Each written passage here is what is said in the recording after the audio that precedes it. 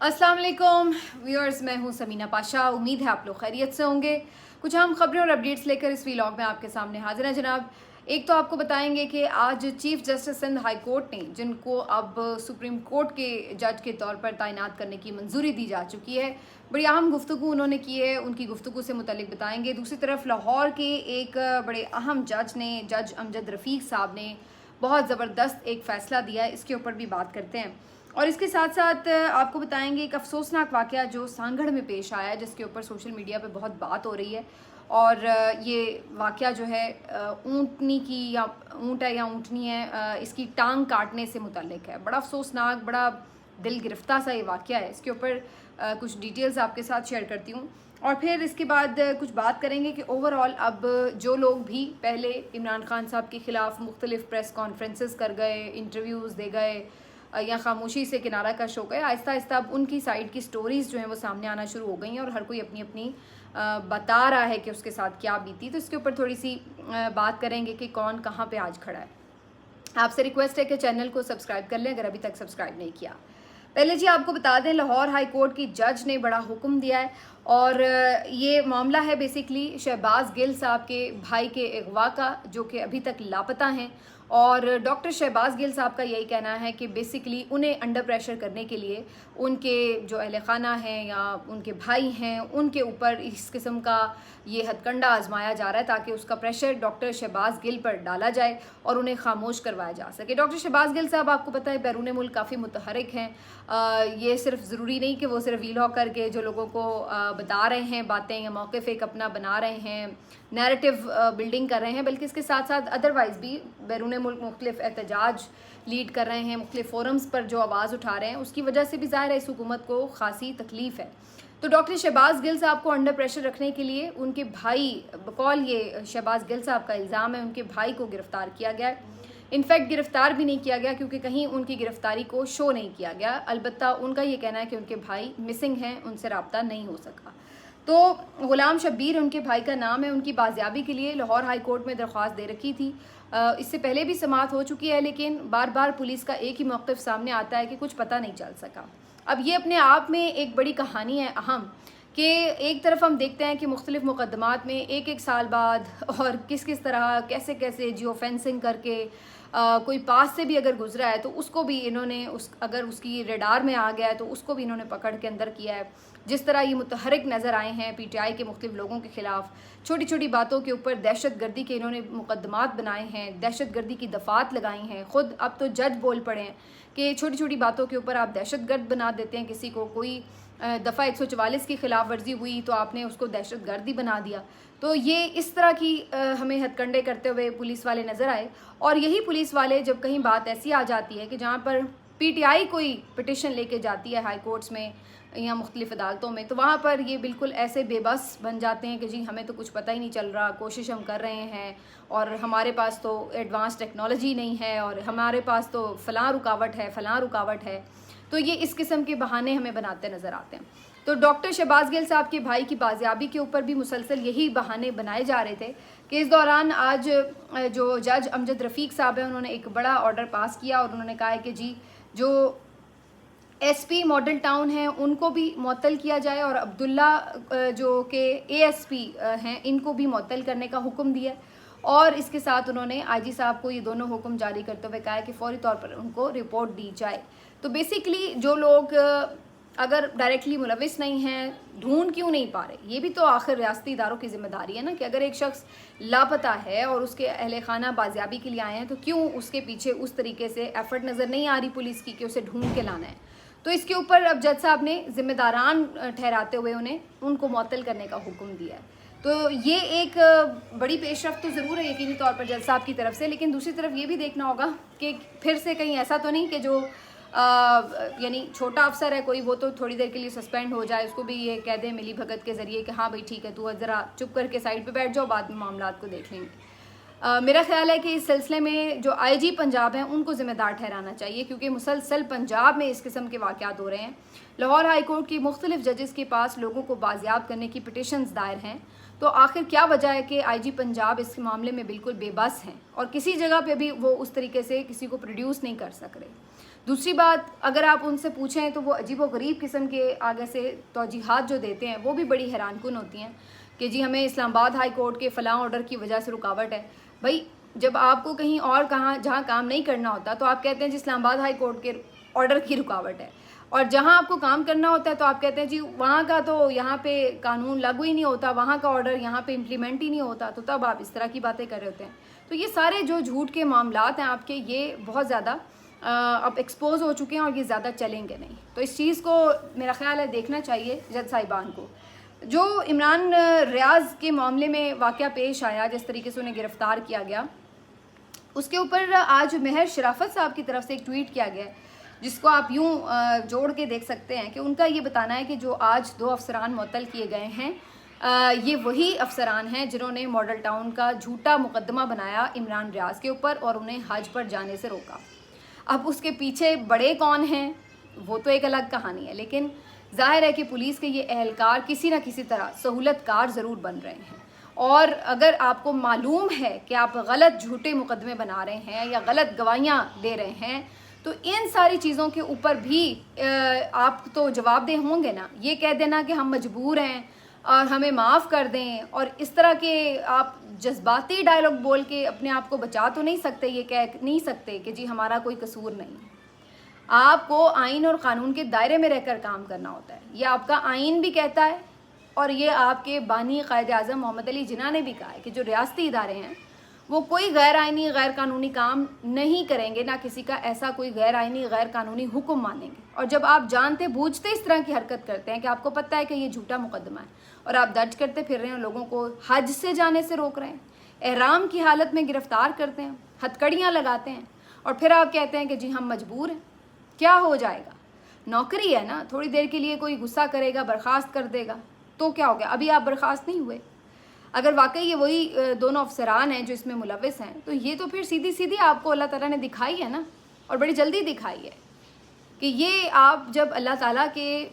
گھر کی طرف کسی نے رخت سفر باندھا ہے اور نیت باندھی ہے تو آپ اس کو روک رہے ہیں. اس چیز سے تو آپ کو کم از کم ڈرنا چاہیے. لیکن ایسا لگتا ہے کہ خوف خدا بالکل ہی ہمارے دلوں سے اٹھ گیا ہے. یعنی ہمیں صرف اپنی پڑی ہے کہ ہماری نوکری بچ جائے, ہمارے چند ہزار روپے کے مراعات بچ جائیں, یا ہمارا جو معاملہ ہے ہماری فیملی کو کوئی کچھ نہ کہہ سکے, ہم پروٹیکٹڈ رہیں. تو لہٰذا ہم جو بھی کوئی کہے گا کہ کسی کے خلاف کوئی بھی ظلم کر ڈالو تو ہم کر ڈالیں گے. یہ تو بڑا عجیب معاملہ ہے. یہاں پر تو پھر سوال اٹھ جاتا ہے بحیثیت مجموعی ہمارے ایمان کے اوپر کہ ہم لوگ اتنے کمزور ایمان لوگ ہیں کہ ہم اپنے افسر کو نو نہیں کہہ سکتے, کہ ہم یہ غلط کام نہیں کر سکتے. تو یہ کس طرح کی مجبوریاں آپ کی, ہمیں نہیں سمجھ میں آتا. ہمارے لیے بھی یہ شاید آسان ہے کہ ہم بھی بہتی گنگا میں ہاتھ دھوئیں, بڑی مراعات بھی لے سکتے ہیں, بڑے عہدوں پہ بھی مل سکتے ہیں, بڑے پیسے بھی مل سکتے ہیں. لیکن وہی بات آ جاتی ہے کہ جب آپ کو لگتا ہے کہ آپ نے کہیں پہ کھڑے ہونا ہے تو آپ کو اس کی کوئی نہ کوئی کانسیکوینسز بھی بھگتنے پڑتے ہیں. اب عمران ریاض ہم چلیں, میں تو کسی کھاتے میں نہیں ہوں, لیکن بہت سارے صحافیوں نے کتنا کچھ بھگتا ہے. تو اس لیے کیونکہ وہ اس بات پہ کمپرومائز کرنے کے لیے تیار نہیں ہوئے کہ غلط کو صحیح کہنا ہے, صحیح کو غلط کہنا ہے, لیکن آپ کر رہے ہیں. اور یہی وجہ ہے کہ ہمارے اندر جو بحیثیت مجموعی ہمارا معاشرہ جو آج زوال پذیر ہے نا, یہ بڑی امپورٹنٹ بات ہے. یہ جو لا لیسنس ہے, جو ہمارے اندر اخلاقیات کی اس قدر کمی ہو چکی ہوئی ہے, یہ سب کیوں ہے؟ اس کی بنیادی وجہ یہ ہے کہ ہم مادہ پرست ہو گئے. ہمیں صرف اچھی نوکریاں چاہیے, ہمیں اچھی گاڑیاں چاہیے, ہمیں اچھے گھر چاہیے, ہمیں اونچے محلات چاہیے, ہمیں ہائی سوسائٹی چاہیے. ہم نے یہ نہیں دیکھنا کیا جائز ہے کیا ناجائز ہے, ہم صرف یہ دیکھیں گے کہ ہمارا فائدہ کس چیز میں. اور اس مادہ پرستی کی دور میں ہم پھر یہ کرتے ہیں کہ ہم ہر حد سے گزر جاتے ہیں, ہم صحیح اور غلط کی تمیز بھی نہیں کر پاتے. اور یہ چیز آپ کے دل کو اتنا سخت کر دیتی ہے کہ آپ کو ظالم بنا دیتی ہے. آپ کو احساس بھی نہیں ہوتا کہ کس لمحے آپ انسان سے ایک ظالم شخص بن چکے ہیں کہ جو کہ بالکل احساس سے, ایمان سے عاری ہو چکا ہے. آپ کو نہیں معلوم ہوتا, اس وقت احساس بھی نہیں ہو رہا ہوتا. آپ کو لگ رہا ہوتا جو آپ کر رہے ہیں وہی ٹھیک ہے, لیکن آپ کو نہیں پتا ہوتا کہ آپ کتنے ظالم بن چکے ہیں. اللہ آپ کے دل پہ مہر لگا چکا ہوتا ہے. اس گھڑی سے, اس کیفیت سے انسان کو خوف زدہ ہونا چاہیے اور اللہ سے رحم مانگنا چاہیے. یہ میں واقعہ سانگڑ کا دیکھ رہی تھی جس میں ایک اونٹ کی ٹانگ کاٹ دی گئی ہے, اور واقعہ सांगड़ में जहाँ पेश आया है, बताया ये जा रहा है कि जी ऊँट जो है वो कहीं ज़री ज़मीन में दाखिल हो गया, जिसके बाद वडेरे ने गुस्सा कर लिया और उसने जीते जागते ऊँट की टांग आदि जो है वो काट दी। अब वो बेचारा बेज़बान जानवर है, तड़प रहा है, उसकी कितनी वीडियोज़ आई हुई हैं और वो चीख रहा है, दर्द से कराह रहा है। और एक वीडियो में एक शख्स ने उसकी बाकायदा टांग पकड़ी भी हुई है हाथ में जिसको काटा गया। मतलब इस कदर आप संगदिल कैसे हो सकते हैं कि आप बेज़बान जानवर के ऊपर भी जुल्म करने से बाज ना आए। और जब मैं उसके बारे में सोच रही थी तो फिर मैं यही सोच रही थी कि जब जाहिर है आप किसी का बच्चा नहीं देख रहे, आप किसी की बीवी, किसी की बहन नहीं देख रहे, और जो आपको समझ में आ रहा है आप किसी का हज, एहराम, नमाज, रोज़ा नहीं देख रहे, तो आपको वहाँ पे एक जानवर की बेबसी कहाँ नज़र आएगी? वो तो आपके लिए एक जानवर है, बेबस सा जानवर है, आप उसको क्या समझते हैं? तो ये इसी तरह के लोग हैं जो कि बिल्कुल खौफ खुदा से आरी हो चुके हैं।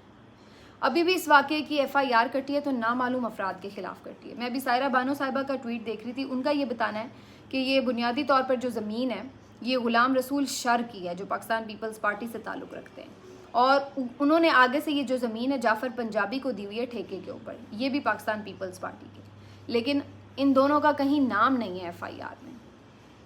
कहीं कोई जिक्र ही नहीं है। बड़े लोगों को हम लोग यूँ प्रोटेक्ट करते हैं और गरीब लोगों को हम फंसा देते हैं, उनके ऊपर हम कहर ढा देते हैं, उनकी हम नस्लें उनकी तौबा करवा देते हैं। ये हमारे मुल्क का इस वक्त रिवाज बन चुका है। जुल्म इतना आम हो चुका है कि अब जुल्म के ऊपर किसी का दिल भी नहीं पसीजता, लोग उसको एक रूटीन का मामला समझने लग जाते हैं। Chief justice Sindh high court अलबत्ता कुछ थोड़े से मुख्तलिफ नज़र आ रहे हैं इस पॉइंट ऑफ व्यू से कि उनके ऊपर कोई प्रेशर है। Chief justice Sindh high court जिनकी हाल ही में अभी एलिवेशन हो गई है सुप्रीम कोर्ट के जज के तौर पर, अकील अब्बासी साहब, उनकी तरफ से ये कहा गया है कि उन्होंने जैसे लाहौर हाई कोर्ट के चीफ जस्टिस ने ये बताया कि दबाव है और वगैरह मुदाखलत है, तो उन्होंने इस तासुर का कोई ज़्यादा यूँ कह लीजिए कि जिक्र नहीं किया, बल्कि यूँ कहा उन्होंने कि उनके ऊपर कोई प्रेशर नहीं है। उन्होंने ये ज़रूर कहा कि कुछ लोग मिलजुल लें या हमें को बताया जाए, पैगाम दिया जाए वो, लेकिन ऐसा नहीं है कि हमें हरासा किया गया है या किसी भी जज ने उस तरीके से आके उन्हें बताया हो कि जी इस लेवल तक किसी को दबाव डालकर, परेशान करके, हरास करके या किसी के साथ कोई ज़्यादती की हो, तो इस तरह की चीज़ नहीं हुई है। उन्होंने कहा है कि हम आज़ादाना फ़ैसले करें, हमारे ऊपर उस तरीके से कोई प्रेशर नहीं है। Chief justice Sindh high court ने वैसे अभी तक जो उनका आप कंडक्ट देखें तो उस तरह से उनके ऊपर किसी किस्म की भी कोई एलिगेशन तो नहीं है कि वो किसी ख़ास जमात के साथ, चाहे वो पीपल्स पार्टी हो, PTI हो या किसी भी और सियासी जमात के साथ उनका कोई बज़ाहिर वाबस्तगी या कोई रुझान उस तरह का नज़र नहीं आता। बहुत सारे मामलात में जो इलेक्शन पिटिशन्स के हवाले से थे, जो ये मुख्तलिफ जलसे जुलूस करने के हवाले से PTI की दरख्वास्तें थी, इसके ऊपर अगरचे उनके रिमार्क्स ऐसे लगता है कि जैसे प्रो PTI रहे हैं, लेकिन वो ये नहीं है मामला कि आप ये कहेंगे कि जी वो प्रो PTI है। वो अगर बात ही आइन और क़ानून की बात कर रहे हैं या अगर जायज़ किसी को उसका हक़ मिलना चाहिए तो उसके ऊपर कोई भी इंडिपेंडेंट जज होगा तो वो ये क्यों कहेगा कि नहीं मिलना चाहिए? तो ज़ाहिर है वो यही कहेगा कि भाई जब सारे जमातें जलसे जुलूस कर रही हैं तो उनको भी करने दें, उनको क्यों आप रोक रहे हैं? तो ये एक बड़ा फेयर किस्म का एनालिसिस होगा, बड़ा एक फेयर जजमेंट होगी अगर वो सबके लिए इक्वालिटी की बात करें। अलबत्ता कुछ उन्होंने रिमार्क्स ज़रूर ऐसे दिए थे मुख्तलिफ पिटिशन्स की समाअत के दौरान कि जी यानी जो आपके बड़े हैं उनको जाके समझाएं, इस तरह की चीज़ें ना करें, इस टाइप की बातें वो ज़रूर करते रहे। लेकिन आज जो उनकी मीडिया से छोटी सी इंटरेक्शन थी उसमें उन्होंने किसी भी किस्म के दबाव को मुस्तरद किया है और कहा है कि ऐसी कोई चीज़ वहाँ पे नहीं हो रही। बाकी जनाब एक बात जो मुझे आपसे करनी है वो ये कि 2-4 दिनों से मैं ये महसूस कर रही थी, इस पे बात भी बल्कि पहले भी हुई है शायद, कि जी खान साहब जो हैं उनके आने के हवाले से अगर कोई सोच भी रहा हो कि हाँ भाई ठीक है अगर इनसे बात करनी है या कुछ है, तो वो इसलिए भी मामला कहीं ना कहीं पीछे हट जाता है या आप क्यों कह लें कि रुक जाता है। उसकी वजह ये है कि जी खान पे कोई ट्रस्ट नहीं कर रहा। और ये बात आपने बहुत सारे लोगों के मुंह से सुनी होगी, ख़ास तौर पे ऐसे लोग जो इस्टेब्लिशमेंट के करीब समझे जाते हैं। मुनीर फ़ारूक ने उस दिन कहा कि टॉप ब्रास में से कोई ऐसा नहीं है जो इमरान खान के ऊपर ट्रस्ट करता हो। फिर नजम सेठी साहब आपको ये कहते हुए नज़र आएगा इमरान खान आ गया तो फिर तो ज़लज़ला आ जाएगा, फिर तो सारे अंज उंज हो जाएगा, ये हो जाएगा, वो हो जाएगा, सारे अंदर हो जाएंगे। कुछ अर्सा पहले जावेद चौधरी साहब ने इस तरह की बात की کہ عمران خان اگر واپس اقتدار میں آ گیا تو وہ تو کسی کو نہیں چھوڑے گا اور سب کو پھانسیاں لگ جائیں گی، پتہ نہیں کتنے بندے مر جائیں گے۔ پھر رانا ثناءاللہ صاحب نے بھی کچھ دن پہلے یہ بات کی کہ اگر عمران خان کو آپ نے موقع دیا تو مطلب یہ کہ ہم تو پھر سارے جیل میں ہیں، ہمارے تو پھر کوئی فیوچر نہیں ہے وغیرہ وغیرہ۔ تو ایک بہت بڑا عمران خان کے بارے میں پرسیپشن یا تو ہے یا بلڈ کرنے کی کوشش کی جا رہی ہے، وہ یہ کہ عمران خان جیسے کوئی بہت جلاد آدمی ہے اور جیسے ہی وہ واپس پاور میں آئے گا تو وہ ہر طرح کا ظلم و ستم انلیش کر دے گا، اور جو کوئی ان کے مخالف کھڑا ہوگا وہ گردنیں اڑاتا چلا جائے گا خدا نہ خواستہ، اور وہ نہ جانے کیا یہاں پہ ات خدادہ وہر والی جو وہ ایک کہاوت ہوتی ہے، پتہ نہیں کوئی اس ٹائپ کی، وہ یہاں پہ خون کی ندیاں خدا نہ خواستہ بہا دے گا، جیلوں میں ڈال دے گا، پتہ نہیں کیا بدلے لے گا۔ تو یہ ساری چیزوں کا ایک عمران خان کے بارے میں امپریشن ہے یا بنایا جا رہا ہے۔ یہ بنیادی طور پر جو بھی لوگ آس پاس ہیں جو خود اس خوف میں مبتلا ہیں، اور پھر وہ بعد میں جہاں اپنے بڑوں میں بیٹھتے ہیں جو فیصلہ ساز ہیں اس ملک کے،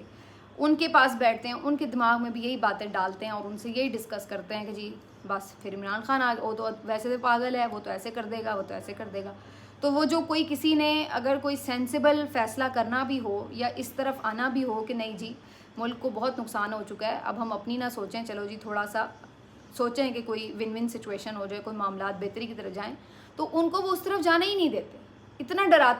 ڈراتے ہیں کہ نہیں جی اگر وہ آ گیا اس کے آنے کا راستہ نہیں کھولنا آپ نے، ورنہ آپ تو گئے، آپ تو فارغ۔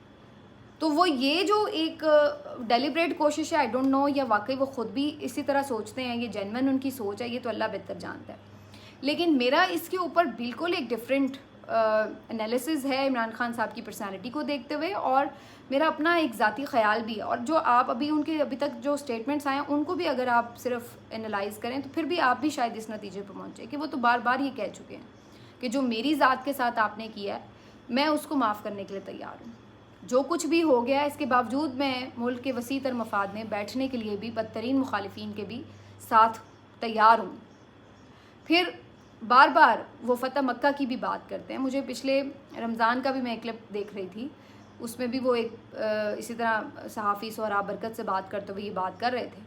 کہ فتح مکہ کا جو ماڈل ہے وہ کیا ہے بیسیکلی، کہ اللہ تعالیٰ نے تو اللہ کے رسول نے کیا کیا صلی اللہ علیہ وآلہ وسلم، انہوں نے کیا کیا کہ انہوں نے عام معافی دی نا، سب کے لیے امان دے دی، سب کو پناہ دے دی، اعلانات کر دیے کہ جو یہاں پہ چلا جائے مکہ میں آ جائے اس کے گھر پناہ لے لے، سب کو امان ہے، اپنے گھروں میں ہے۔ ہاں اگر کوئی لڑنے کے لیے تلوار لے کے باہر کھڑا آ گئے تو اس سے تو آپ کو پھر مقابلہ کرنا ہے، لیکن جو خود آپ سے لڑائی کے لیے نہیں آیا وہ سب کے لیے امان ہے۔ تو بات یہ ہے کہ وہ بار بار اس بات کا حوالہ کیوں دیتے ہیں، وہ وجہ یہی ہے کہ وہ خود بھی یہ نہیں چاہتے کہ آ کے پھر آگے اگر ہم اسی طرف چلے جائیں کہ جی اب واپس اگر وہ اقتدار میں آ گئے پھر انہوں نے ایک مقابلے بازی اور انتقامیہ کارروائیاں شروع کرنی ہے، سب کچھ کرنا ہے، تو پھر تو ملک اسی کیوس میں رہے گا، پھر فرق کیا آئے گا؟ جیسے ابھی ایک عدم استحکام ہے پھر اس وقت بھی ایک عدم استحکام رہے گا۔ جو کسی کا جائز کوئی بھی کسی کے ساتھ اگر کوئی احتساب ہونا ہے وہ تو کوئی بھی نہیں منع کرتا نا، آپ عدالتوں کو آزاد کریں، احتساب ہو، چاہے وہ کرمنل کیسز کے معاملے میں ہو، چاہے روپے پیسے کے کرپشن کے معاملات میں ہوں، لیکن آزاد عدالتیں ہوں اور وہ اپنے طور پر انڈیپینڈنٹلی اس کے اوپر کام کریں تو اس پہ کسی کو اعتراض نہیں ہوگا۔ لیکن جہاں کہیں پہ بھی یہ لگے گا کہ باقاعدہ رگڑا لگایا جا رہا ہے اور اپوزیشن کو، اپنے سیاسی مخالفین کو، غیر سیاسی مخالفین کو ہر ایک سے چن کے بدلے لیے جا رہے ہیں، تو وہاں پر پھر ہر کوئی اس بات پہ تنقید شروع کر دے گا، ظاہر ہے کہ بھائی یہی کچھ تو پہلے ہو رہا تھا، پھر فرق کیا ہے؟ صرف یہ کہ سائڈ بدل گئی، ادھر سے ادھر آ گیا، ادھر سے ادھر آ گیا۔ تو یہ ایک میرے خیال سے عمران خان صاحب کے بارے میں تاثر کچھ درست نہیں ہے کہ وہ آئیں گے تو بس وہ بغیر دیکھے سمجھے بوجھے، بغیر کوئی ایک پروسیجر اڈاپٹ کیے سب کو ایسے لٹکانا شروع کر دیں گے، ایسی کوئی چیز نہیں ہے۔ اور میں نے پہلے بھی یہ بات محسوس کی تھی کہ وہ بنیادی طور پر ایک نرم دل بندہ ہے، ان کے اندر اس طریقے کا ایک، ویسے وہ جب ڈٹ جانے پہ آئے تو وہ بہت چٹان جیسا ہے، لیکن اندر سے وہ ایک بنیادی طور پر نرم دل شخص ہے، اور وہ بلا وجہ کسی کو ظلم کرنے کا اس کے اوپر ان کا وہ میرا نہیں خیال ہے کہ کوئی اس طرف رجحان ہوگا۔ باقی جو آئینی اور قانونی معاملات ہیں اس کے اوپر یقینی طور پر عدالتیں آزاد ہیں، وہ جو بھی کارروائی کریں، لیکن اس طرح ڈرا کے یہ جو لوگ میرا خیال ایک پرسیپشن بلڈ کر رہے ہیں وہ ملک کا کوئی شاید بھلا نہیں کر رہے ہیں۔ پھر تو آپ کسی طرف بات کو لگنے ہی نہیں دے رہے، آپ تو کہہ رہے ہیں کہ پھر اس کا مطلب ہے عمران خان کو تو کبھی جیل سے باہر آپ نے نکلنے ہی نہیں دینا، کیونکہ اگر وہ باہر نکلا تو پھر آپ سب اندر ہوں گے، وہ تو باہر نکلے گا تو پھر آپ سب تو فارغ ہیں، یہ ہے وہ ہے۔ تو آپ بیسکلی کہیں نہ کہیں جو معاملات ہیں ان کو پوائنٹ آف نو ریٹرن پہ لے کے جا رہے ہیں. آپ یہ تاثر دماغ میں بٹھا رہے ہیں کہ جناب یا تو وہ ہے یا آپ ہے نہیں یا وہ نہیں ہے, آر یا پار والی بات ہے. تو میرا خیال ہے اس طرح کی جو ایک پرسیپشن بلڈ کی جا رہی ہے اس سے بھی بڑا ابھی تک نقصان ہوا ہے, اور معاملہ جو ہے وہ بالکل ہی ایک بند گلی میں داخل ہوتا نظر آتا ہے. ملتے ہیں آپ سے اگلے ویلاگ میں, اپنا خیال رکھیے, اللہ حافظ.